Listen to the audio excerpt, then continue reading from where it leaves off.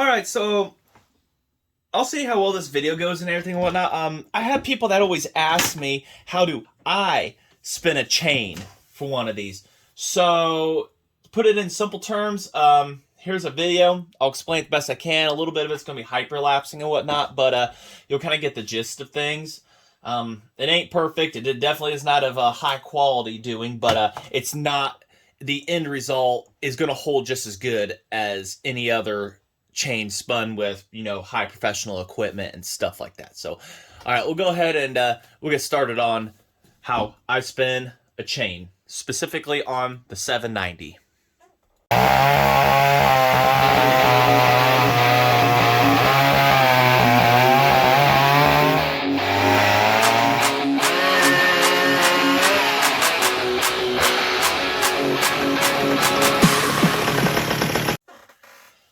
Okay, so pardon me if I sound bad or anything. Still getting rid of a sinus thing here and whatnot. But so I stick the chain on the bar and chain on the saw here and everything. And what I had to do is I took, and it was pretty much an eyeballing and everything of doing stuff. I set the bar to a certain amount. Sorry if this chair squeaks more and more. I set it to about there on it, so that there's a little bit of space up here, because when you go to put the chain on, you got to be able to put it all the way back. It'll slack and get over the bar, but kind of like almost a midway point somewhat is what we're doing there. And I take the links around, depending on if you have a full roll, if you have a loop of chain already, and that's what this is. We're going to be shortening it down. And I take the two together, and I kind of see where I've got to cut, where I've got to grind rivets, and then where I have to splice them together. So, and I need to find those two. I think I put those back outside. I need to learn to keep them in here. Ooh, chair about failed on me. And so what I did is I came up with a couple points, and I've marked it in yellow here. I got to grind this rivet off.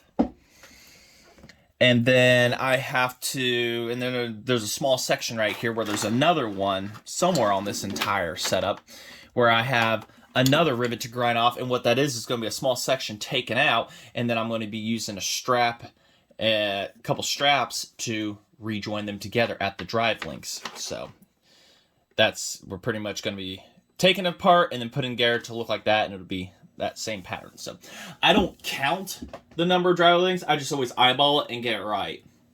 So, but in the end, I kind of count it. So we're going with the 7-tooth 404 on this one, just because 7-tooth is what I have on hand. Yeah, it's got a 101 engine in it, but I'm not really going for super speed or anything on this one. And if I have to, I can always add another drive link into it to make it an 8 if I want to. So, but just messing around with what I got, and we'll go ahead and we'll get started on this chain here. I know I said I was going to probably put you guys on the left side. It depends on when this video comes out, but we'll go ahead and we'll get started.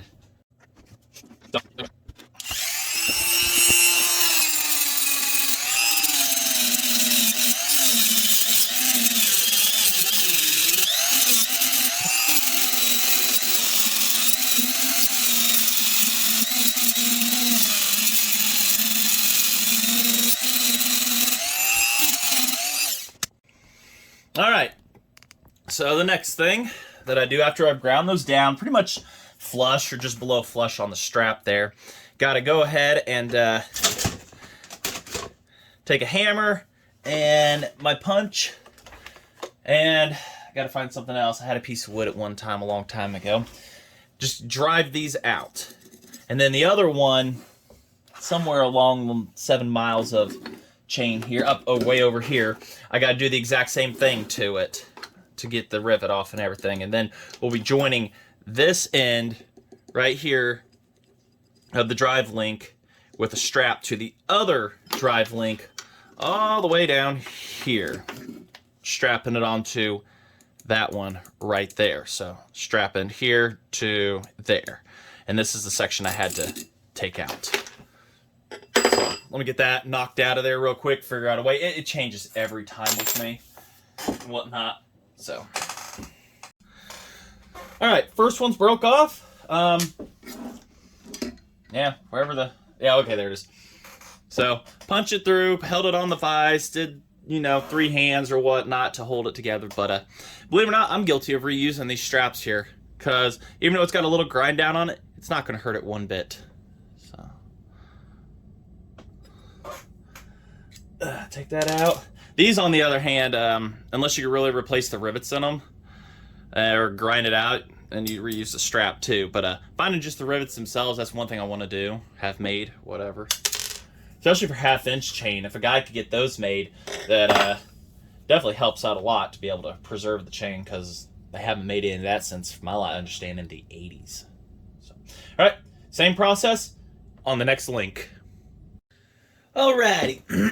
Excuse me. So you can see, once again, my eyeball calculations, by the time you get it tightened and everything and whatnot, looks like everything's going to be happy. Right, because the bar gets in the way, right there. Here's our joint. And then we just take our strap, which they're McCullough ones. See? Good old McCullough. So, what I have, so what we'll do is we'll end up joining that together, and I'm going to hammer it over, and we should have a chain for this. One thing I never tested on this saw is if the oil pump works.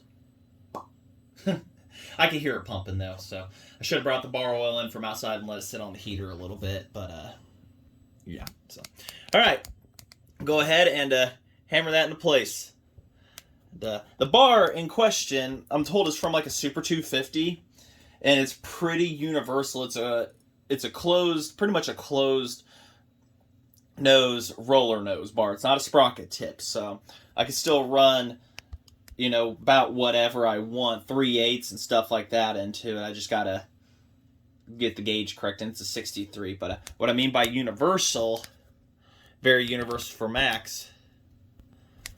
See down there at the end, all the adjustment types for different ones and whatnot. There was the type right here where it was in the oil tank for the long giant screw. I used to have one of those laying around here, and who knows what I did with it. Probably tossed it.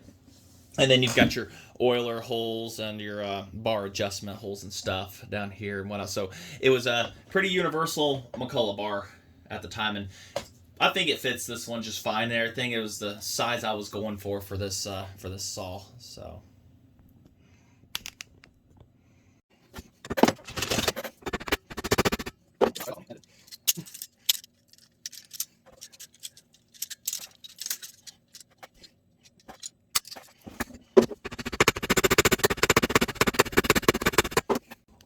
All right, the process we're doing here, it's kind of hard to see, but I'll show it. We're peening it over, all right? I'm just taking a hammer to it and peening it over. So, good ball point,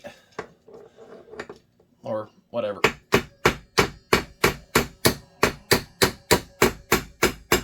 Kind of starting the peening process there and everything on that one so it doesn't come apart.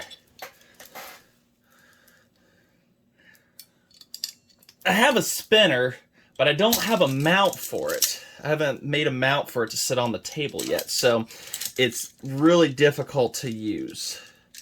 So I still do this way most of the time. Big thanks to Jeremy Bell for sending that to me. So.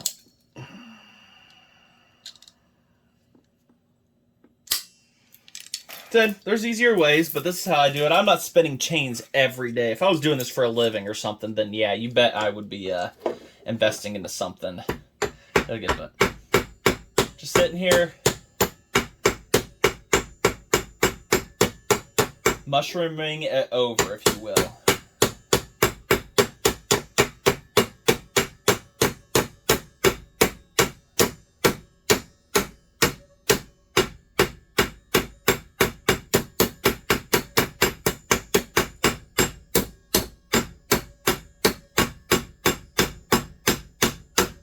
Now you want to be real careful that you don't get it too tight. So, sorry about the noise alert on the hammer in there, but you don't want to get those too tight either.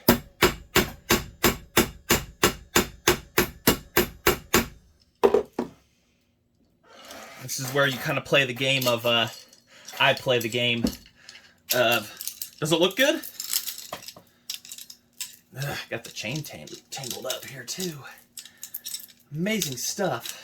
Now where did I have that? Where was I peening it over? See?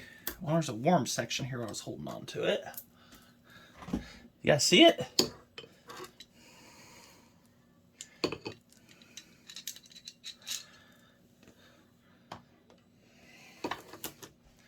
I think it's on the other side. Amazing how that happens. I think I should just start marking them yellow or something. So, you would not think that'd be difficult to find. But I've got a headache, a throbbing headache too, that I'm fighting with this sinus thing. So, let me find it. Wait, did I? No, that ain't it either. Nope. Probably not. Alright, see, that's pretty much what it's going to look like. Like I say, a spinner, you're going to get a better looking result, but this is not going to come apart. It's not sitting there over wobbly. It's not any tighter or looser than what the rest of them are.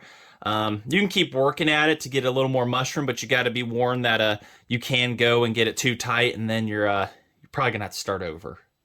So that's just me on how I spin these. You can take the mushroom side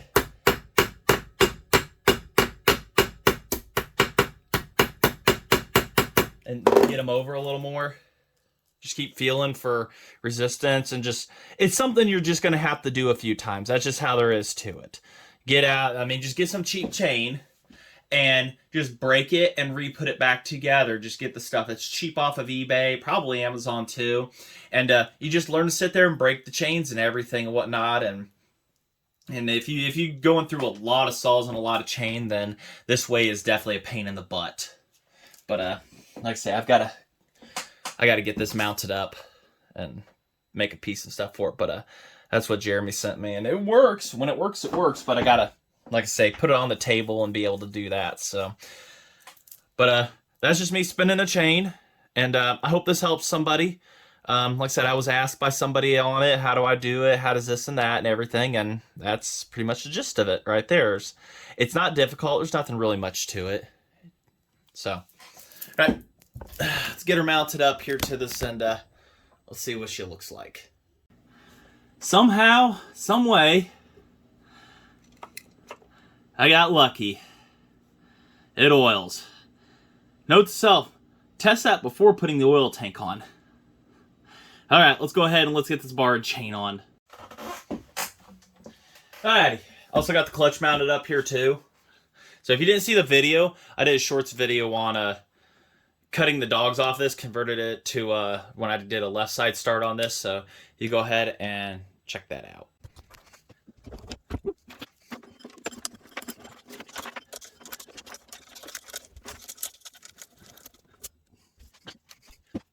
Alright, so pretty much there it is. Looks wonderful. And I don't have any bar nuts yet, as you can see. But I'll go get some. And I used a CP 125 clutch cover I kind of had kicking around. And it's absolutely perfect for this. It fits the profile, everything exactly as you'd want and stuff like that. And since this has this massive bucking spike on it, no need to worry about putting one on this side that could even get close to matching it. So, but yeah, everything is pretty much ready to go on this. I think to be able to do some cuts with and everything. Oiler works, chain is spun. It's just a semi-chisel stinged chain that I'd gotten and everything off Facebook, a roll of it and everything. Still have some left. So, and this was already cut when I got to it, and I'm just going to leave it like that. It makes installing the chain and stuff much easier. You can see down there, tons of a room for adjustment still.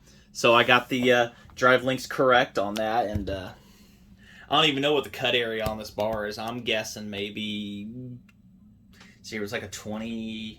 It was like a 26-inch, 24-inch bar, 22, something like that. It's exactly what I'm going to, the wood that's around me and everything. Absolute overkill firewood saw. It is going to be able to handle anything you put at it. I mean, this has just been an absolute fun build. Now we got to go ahead and see if it runs, if I haven't even already released that video or whatnot on it. But this is just a general, how do I spin a chain, and this all became absolutely perfect for that.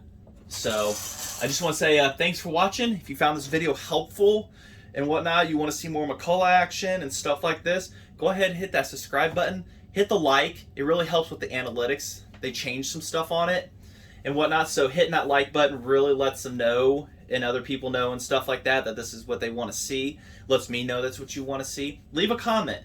Like I said, there were no fancy tools in this. Dremel tools are cheap. And, I mean, ball peen hammers, you find them at flea markets all day long for cheap and stuff. And they'll last forever and whatnot. Mine was nothing special. Used the big one to pound out the rivets, but you can get away with a small one real easily. So, like I say, thanks for watching. And we'll see you again, hopefully.